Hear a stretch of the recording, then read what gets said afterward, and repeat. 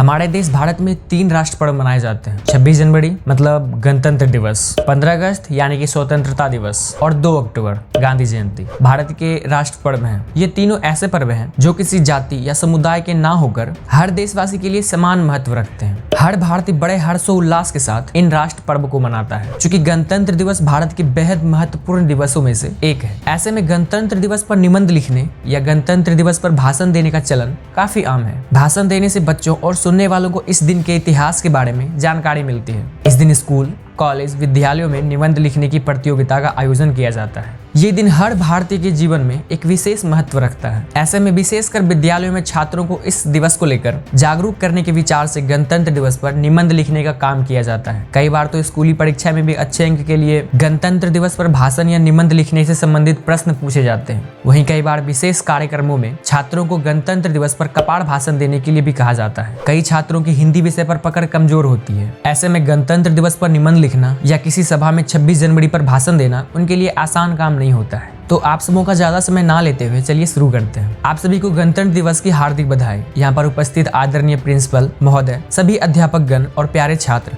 आप सभी को मेरा नमस्कार। हम सब यहाँ अपना गणतंत्र दिवस मनाने इकट्ठा हुए हैं। आज हमारे संविधान के अस्तित्व में आए 75 साल पूरे हो गए हैं। आज के इस पावन मौके पर मैं उन सभी स्वतंत्रता सेनानियों को श्रद्धांजलि देता हूँ जिनकी वजह से हमें यह आजादी नसीब हुई है। साथ ही अपने सेना के महान सैनिकों को प्रणाम करता हूँ जो कि दिन रात हमारे देश की बाहरी तत्वों से सुरक्षा करते हैं। उन्हीं के कारण हम अपने अपने घरों में आराम से सोते हैं। मुझे इस बात की अपार खुशी हो रही है कि आज के इस शुभ मौके पर हमें अपनी बात रखने का मौका मिला है। मैं दिल से सभी का आभार व्यक्त करता हूँ। 26 जनवरी 1950 को हमारा देश स्वतांत्रिक गणराज्य घोषित हुआ था। इस दिन भारत में संविधान लागू हुआ था। इससे पहले हमारे देश में भारत सरकार अधिनियम 1935 चलता था। संविधान ने भारत सरकार एक्ट का स्थान लिया था। इस दिन भारत में एक नए युग का शंखनाद हुआ था। इस दिन के इतिहास को स्वर्ण अक्षरों में अंकित किया गया है। इस दिन 1930 में लाहौर अधिवेशन में कांग्रेस की अध्यक्षता करते हुए पंडित जवाहरलाल नेहरू ने रावी नदी के तट पर पूर्ण आजादी की घोषणा की थी।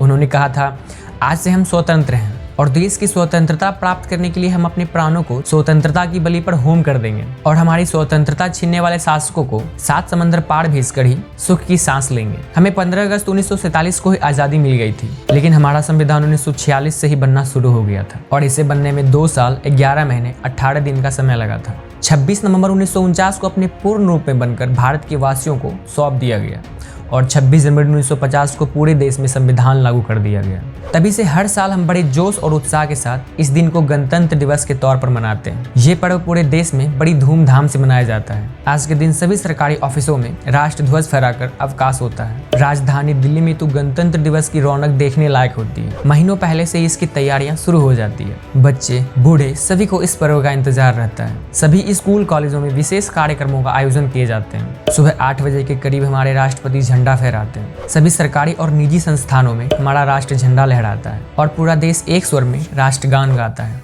राष्ट्रगान खत्म होते ही इस दिन का शुभ आगाज होता है। बहुत तो इस क्षण का साक्षी बनने के लिए सुबह सुबह ही राजपथ पर पहुंच जाते हैं। दिल्ली की सर्दी के बारे में तो हम सभी जानते हैं। ठंड की परवाह किए बगैर ही भारी तादाद में जनता जमा होती है। ये पल हम सभी भारतीयों के लिए बहुत खास होता है। कमांडर इन चीफ होने के नाते राष्ट्रपति जल, थल और वायु तीनों सेनाओं की सलामी लेते हैं। इसके बाद राष्ट्रपति को 21 तोपों की सलामी दी जाती है। फिर परेड की शुरुआत होती है जिसमें जल, थल और वायु तीनों सेनाओं की सैनिकों की टुकड़ियां होती है।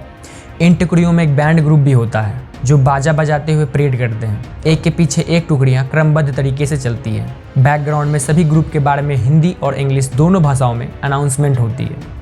उनके पीछे अलग अलग स्कूल्स के ग्रुप भी चलते हैं। बड़ा ही अद्भुत नज़ारा होता है। इसके अलावा परेड में कई राज्यों की झांकियां भी निकलती है। ये कारवां दिल्ली के सभी बाजारों से होते हुए इंडिया गेट पर रुकता है, जहां पीएम अमर जवान ज्योति पर हमारे वीर जवानों को याद करते हुए पुष्पमाला अर्पित करते हैं। इस मौके पर राष्ट्रपति आए हुए अतिथियों को प्रतिभोज भी कराते हैं। अगर ये वीडियो आपको अच्छी लगी हो तो लाइक, शेयर एंड सब्सक्राइब जरूर कीजिएगा। मिलते हैं किसी नेक्स्ट टॉपिक के साथ नेक्स्ट वीडियो में। तब तक के लिए जय हिंद, जय भारत।